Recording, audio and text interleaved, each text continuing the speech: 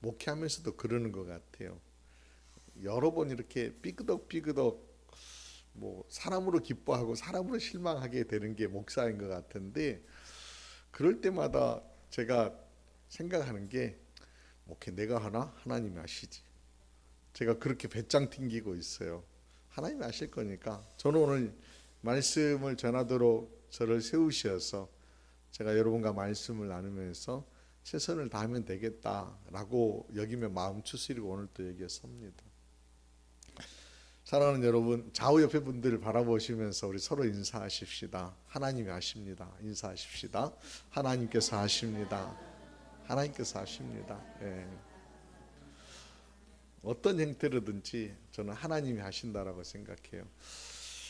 앞에 보시면서 윤주희 집사님이 하셨던 얘기 중에, 아프지는 말고 엄마 너무 아프지는 말고 하나님께 돌아오게 하셨으면 좋겠다라고 하는 그런 기도 10년 동안 하셨다는데, 하여튼 그런 일 없이 우리가 하나님께 오롯이 하나님만을 바라보며 살 수 있는 그런 신앙인들로 우리 모두가 다듬어지고 세워졌으면 좋겠습니다.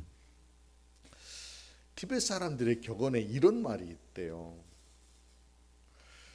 누군가 달을 가리킬 때 어리석은 자는 손가락을 바라본다. 달을 이렇게 가리키면 뭘 봐야 돼요? 달 보라고 그러는 건데, 어리석은 사람은 손을 본다는 거예요. 손가락을. 이 격언은 우리들의 신앙생활에도 좀 이렇게 적용해 볼 수 있는, 연결시켜 볼 수 있는 지점이 있는 것 같습니다. 예수님께서 수많은 기적을 행하셨습니다. 근데 이 기적을 요한복음에서는 자주 표적이라고 하는 그런 표현을 썼습니다. 표적. 그래서 요한복음에 보면 가나 혼인잔치에 물이 변하여 포도주 되는 것이 예수님께서 첫 번째 사람들에게 보이신 표적이다, 이렇게 말씀하셔요. 표적이란 사인이죠. 영어로 보면 사인입니다. 뭔가 남겼다라고 하는 거고, 신호를 보냈다라고 하는 거고, 알리는 거고, 또 가리키는 것을 의미하는 겁니다. 그러니까 예수님께서 행하신 수많은 기적은 당신이 누구이신지 신호를 보내시는 거였어요. 당신이 누구이신지 보이신 거였습니다. 그런데 사람들은요, 그 예수님의 그 기적을 보면서 예수님이 누구이신가를 보는 것이 아니라 그 기적만 보면서 흥분합니다. 그리고 더 많은 기적을 요구합니다. 이런 일은요, 예수님이 승천하신 후 제자들이 사역할 적에도 마찬가지였고요, 오늘을 살고 있는 우리에게도 똑같은 그런 현상들이 있지 않나라고 하는 그런 생각 같습니다. 우리에게 펼쳐지고 있는 수많은 기적과 같은 일상에서 여러분들은 무엇을 보고 계십니까? 이런 기적이 계속해서 일어났으면 좋겠다라고 하는 것을 보고 계십니까? 아니면 그 기적을 주장하시고 펼치시고 계시는 그 손길을 보고 계십니까? 오늘 우리가 놓치지 말아야 될 것이 무엇인지를 오늘 말씀을 통해서 다시 한번 새기는 그런 시간 되었으면 좋겠습니다. 사도행전 3장의 시작은요, 이런 시작으로 얘기가 됩니다. 베드로와 요한이요, 제9시 기도하는 시간이 되어서 성전을 올라갑니다. 그러다가 40년 동안 성전 미문에서 구걸하고, 안진뱅이로 구걸하고 있었던 이를 만나게 됩니다. 그리고 그에게요, 6절 말씀 보면은 베드로가 이렇게 이르릅니다. 은과 금은 내게 없거니와 내게 있는 이것으로 내게 주노니 나사렛 예수 그리스도의 이름으로 일어나 걸으라, 그렇게 명하고 그의 손을 잡아 딱 이끕니다. 그가요, 벌떡 일어나서 달리기도 하고요, 걷기도 합니다. 그러면서 하나님을 찬미하고 성전까지 따라 들어가게 됩니다. 이 행렬은요, 성전 안에서만 펼쳐진 것이 아니라 이제 성전 밖으로 베드로가 나왔을 적에도 계속해서 이어집니다. 오늘 본문 이제 11절 말씀 보면은 성전 밖으로 나온 상황에서부터 이야기가 펼쳐지고 있는데, 밖에 나왔을 적에 나은 사람이 베드로와 요한을 붙잡았다, 이런 표현이 나옵니다. 붙잡는다라고 하는 것은 강압적으로 이렇게 제압한다 이런 표현이 아니라 다른 성경에서는 곁에 머물다 이런 표현했고요. 조금 더 다르게 표현하면 이렇게 어깨 동무했다, 팔짱을 꼈다, 붙잡았다, 뭐 곁에 머물렀다 이런 어떤 표현입니다. 그러니까 나은 사람이 그 기적의 은혜를 누리면서 베드로와 요한을 떠나지 못하고 이렇게 곁에 머무르고 있다라고 하는 거예요. 곁에 서 있는 것만으로도 사람들이요 주목을 합니다. 제일 먼저 누구를 주목했을까요? 나은 사람을 주목했을 거예요. 와, 저 사람이 누구야? 성전 미문에 앉아서 구걸하던 그 사람 아니야? 우리가 40년 동안이나 보았던 사람 아니야? 그렇게 사람들이 주목하고 보았을 겁니다. 근데 곁에 서서, 성경은요 그런 표현 안 나와요. 성경은 곁에 서서 베드로와 요한 곁에 선 사람이 어떤 말을 했는지 나오지 않지만은 아마 우리가 짐작해 보건대 주목하는 사람들을 향하여서 나은 사람이 그렇게 얘기했을 것입니다. 나를 고쳐준 이가 저들입니다. 내가 저들 때문에 고침받았습니다 라고 얘기했을 것 같아요. 그러니까 이제 주목의 시선이 누구에게로 딱 옮겨가요? 베드로와 요한으로 딱 옮겨갑니다. 사람들의 시선이 베드로와 요한을 향해 요한에게 쏠렸을 적에 그 움직임이요 계속해서 이제 솔로몬 행각까지 이어집니다. 솔로몬 행각이 이르렀을 적에 베드로가 자기를 둘러싸고 자기를 주목하고 있는 이들에게 말합니다. 12절 말씀입니다. 우리 같이 한번 읽어볼까요? 시작. 이스라엘 사람들아, 이 일을 왜 놀랍게 여기느냐? 우리 개인의 권능과 경건으로 이 사람을 낫게 한 것처럼 왜 우리를 주목하느냐?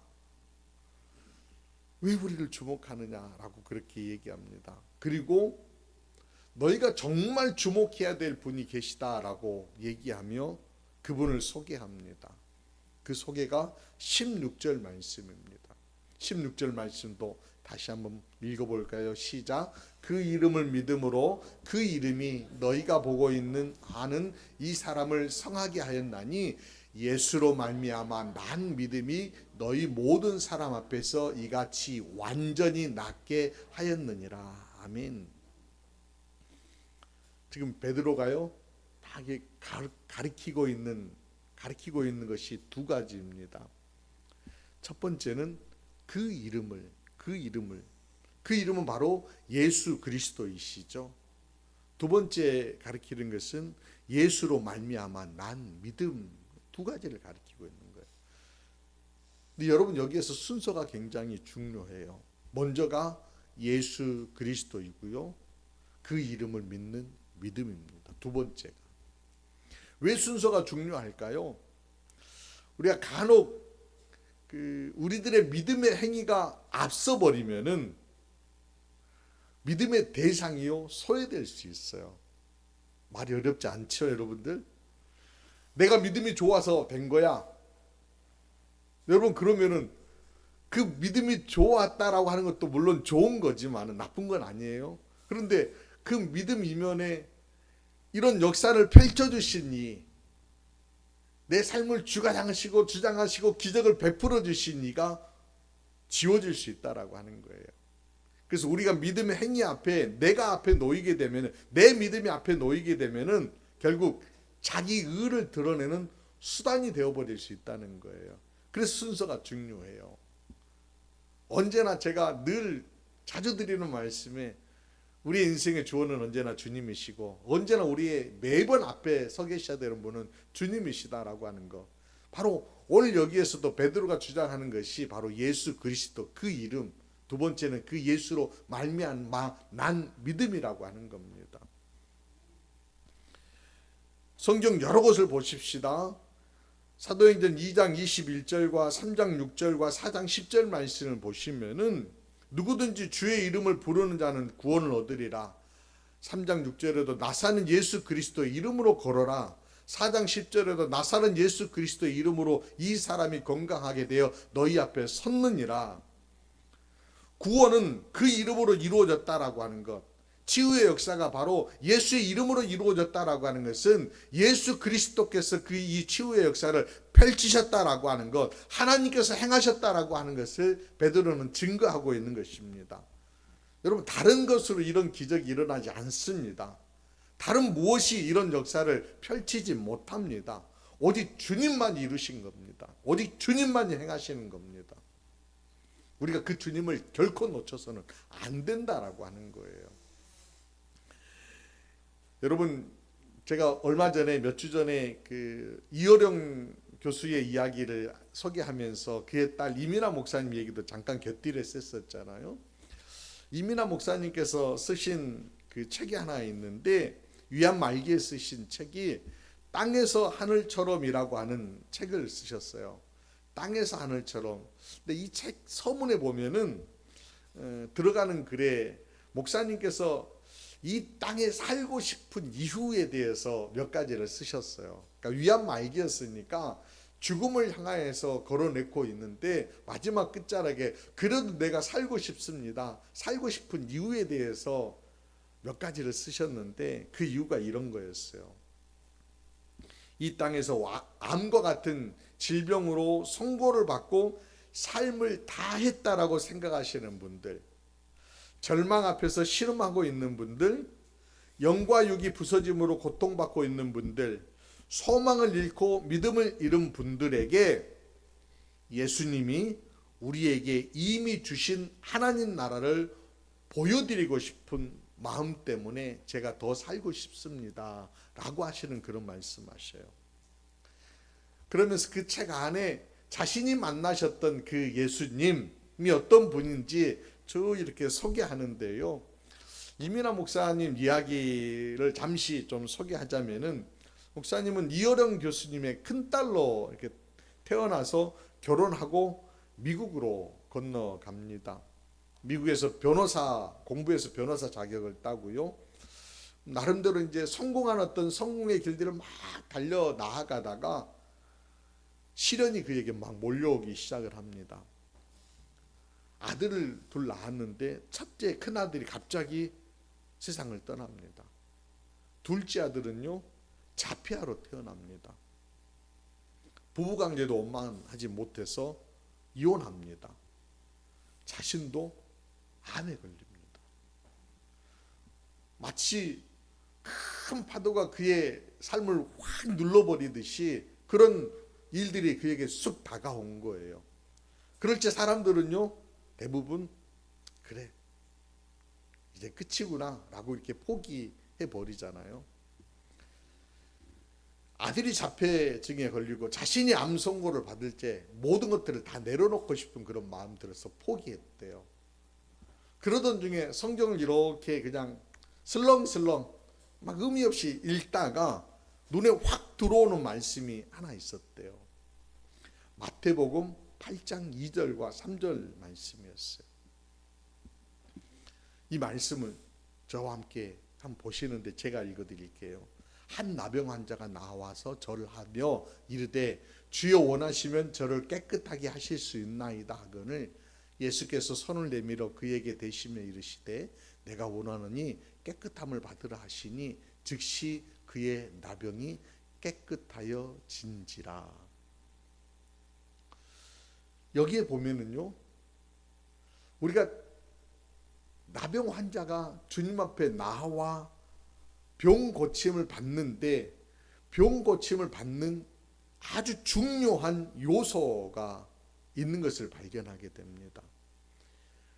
우리는 흔히 나병 환자가 믿음이 있어서 그래 병 고침을 받았다 이렇게 보실 수도 있겠지만은, 물론 주님 앞에 나아감 이거 굉장히 중요하죠. 나아갔다라는 얘기는 어떤 기대가 있었고 확신이 있었기 때문에 나아감도 중요해요. 근데 나병 환자가 묻는 물음을 한번 여러분 보세요.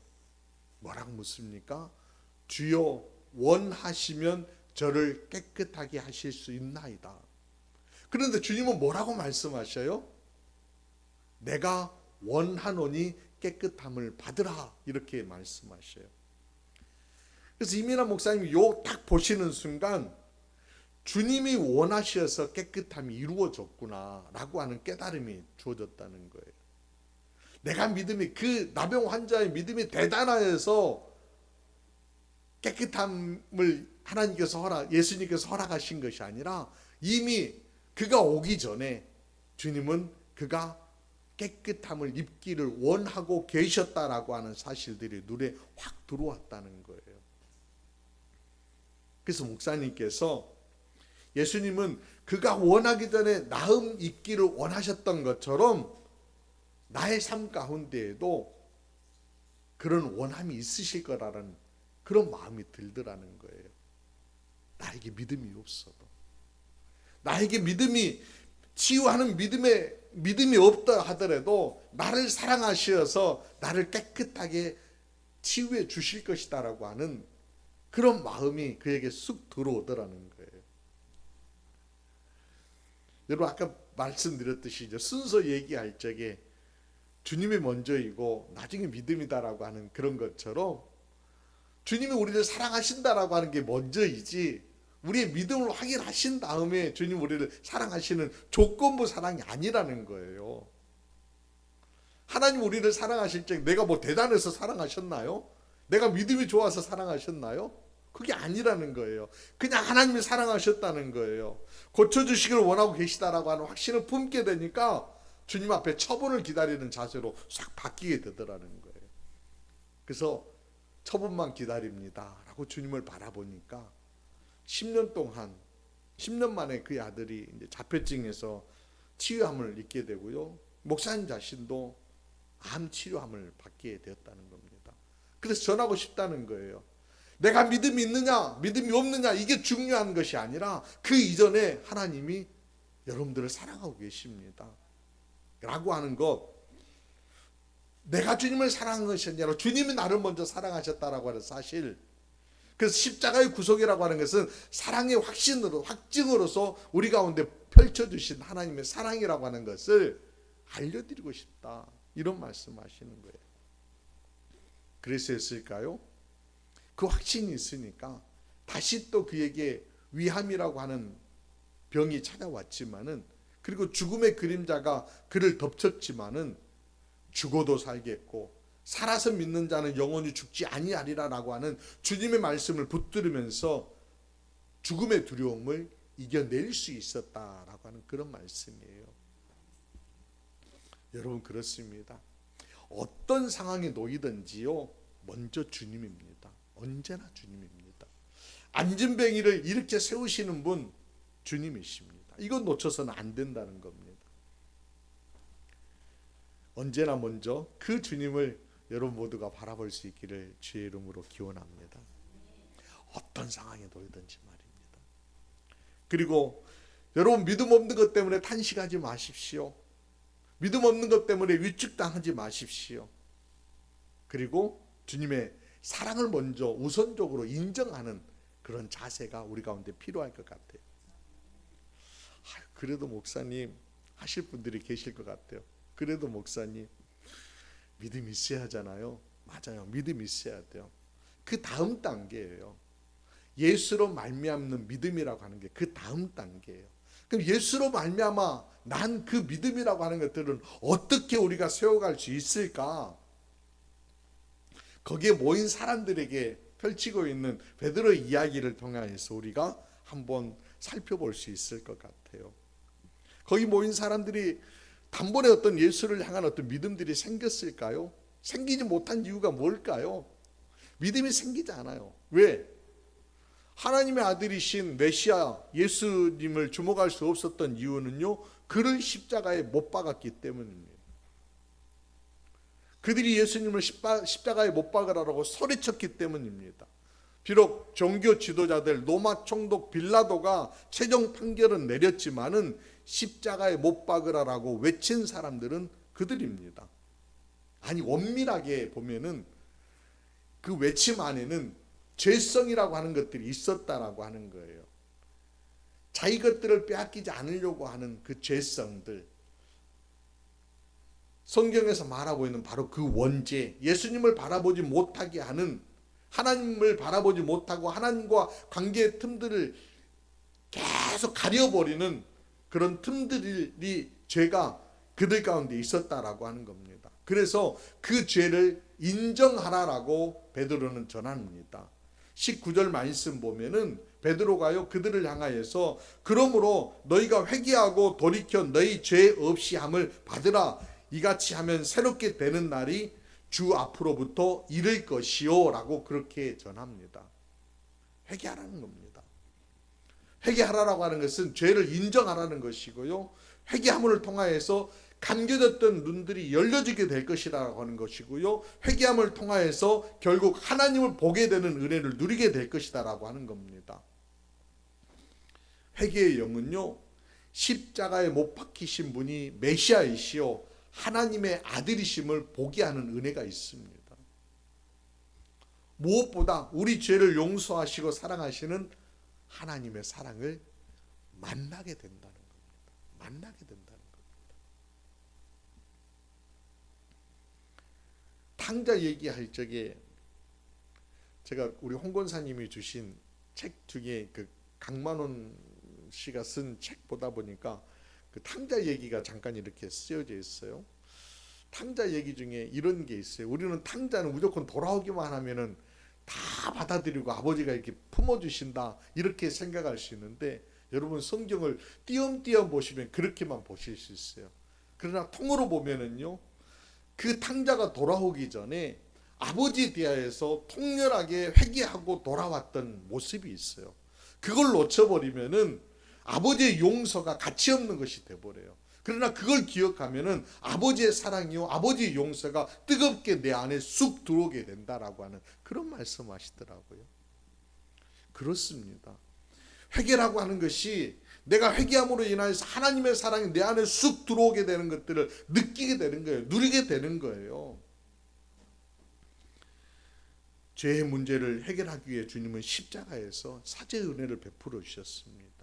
근데 이 죄를 인지하지 못하고 인정하지 못하는 사람은 그 은혜를 누리지 못합니다. 인정하는 자만이 하나님의 사랑에 대해서 뜨겁게 누릴 수 있다는 거예요. 그래서 먼저 죄를 인정하고 하나님의 사랑을 인지하고 깨달으며 나아갈 적에 그 다음번부터는요 하나님 나를 사랑하시는구나. 그 사랑의 관계가 이렇게 맺어지게 된다는 거예요. 그 사랑의 관계라는 것들은 그 다음부터는 계속해서 발전적인 어떤 과정들을 세워가는 거잖아요.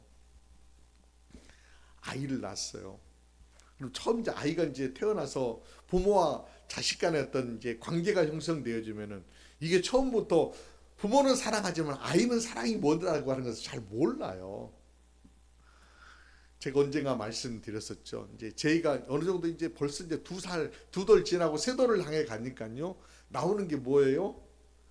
내가 할 거야. 내 거야. 모든 게 다 지 거래요. 모든 게 다 내가 할 거야. 라고 하는 그런 얘기를 해요. 그러면서 막 고집 부리고 땡깡 부려요. 그럴 때 여러분 어떻게 하면 좋을까요? 지혜를 한번 나눠줘 보세요. 이 녀석 강압적으로 막 해버릴까요? 눌러버릴까요? 힘으로 제압할까요? 하나님이 우리가 말 안 들었을 때 그렇게 하셨다라고 하면은 이 땅에 남아있을 인생 하나도 없을 것 같아요. 근데 하나님은 어떻게 하셨어요? 하나님의 방법으로 한번 돌아가 보십시다. 참아주시고 봐주시고 때로는 얼레기도 하시고 때로는 주시기도 하시고 때로는 아니다라고 막아주시기도 하면서 길들을 막 열어갔어요. 그러면서 점점점 깨닫게 되는 것이죠. 자연스럽게 깨닫게 되는 거예요. 아, 이건 나쁜 것이구나. 이건 해서는 안 되는 것이구나. 깨달으며 하나님의 하나님과의 어떤 사랑의 관계들을 점점점 깊게 가는 거예요. 아이와도 관계가 그런 것 같아요. 점점점 신뢰의 관계, 사랑의 관계들을 점점 돈독히 쌓아가다 보면은 어느 순간 되어지면은 아, 부모가 나를 엄청 사랑하셨구나. 사랑하고 계시는구나라고 하는 거. 물론 철들고 나이 먹어가니까 점점 깨달아지는 거지만은 그렇게 되는 것 같아요. 그렇습니다. 단계가 있는 것 같아요. 하나님의 사랑을 알았다라고 하면 그 사랑을 점점점 키워가면서 뜨겁게 인격적으로 만나는 노력들을 해 나아가다 보면은 어느 순간 청구서를 내미는 정도가 아니라 이제는 내가 주님을 뜨겁게 사랑해야지 어떤 마음의 자세로 바뀌어지게 된다는 거예요. 하나님의 사랑만 받는 그런 존재가 아니라 이제는 하나님을 더 뜨겁게 사랑하는 사람들이 되어질 수 있다라고 하는 거예요. 근데 그런 어떤 단계까지 이르질 때에 우리는 지속적으로 이 끈들을 놓치지 아니하고 하나님과 관계를 맺어 나아가는 것. 그러다 보면은 그 다음에 뭐가 생겨요? 여러분, 말하지 않아도 믿음이 생기는 거예요. 믿음이 다른 게 아니에요. 하나님을 신뢰하는 거예요. 하나님을 사랑하는 겁니다. 하나님의 사랑에 대해서 결코 놓치지 않는 것이 바로 그게 믿음인 것입니다. 하나님의 마음을 헤아리며 그 뜻대로 행하는 것이 바로 믿음인 것입니다. 그렇게 사는 사람은요, 믿음의 게이지가 높을 수밖에 없어요. 그리고 바울처럼 이렇게 선언할 겁니다. 바울이요, 고린도전서 10장 31절에서 이렇게 선언했어요. 그런즉 너희가 먹든지 마시든지 무엇을 하든지 다 하나님의 영광을 위하여 하라. 먹는 것 아주 사소한 것처럼 보일 수 있죠. 일하는 것 내일처럼 여기면서 할 수 있어요. 그러나 하나님의 은혜가 아니면 할 수 없는 것이 우리네 인생입니다.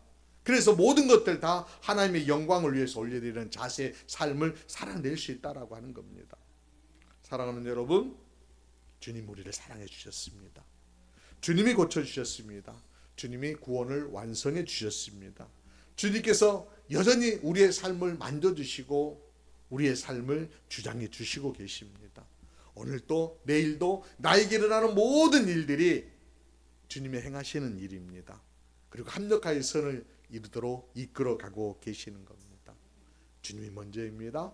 주님을 사랑하시면서 믿음의 크기들, 믿음의 게이지들을 높여 나아가며 모든 순간 우리 주님께 영광 올려드리는 멋진 삶 살아내는 그리스도인들이 다 되어지시기를 우리 주님의 이름으로 축원드립니다.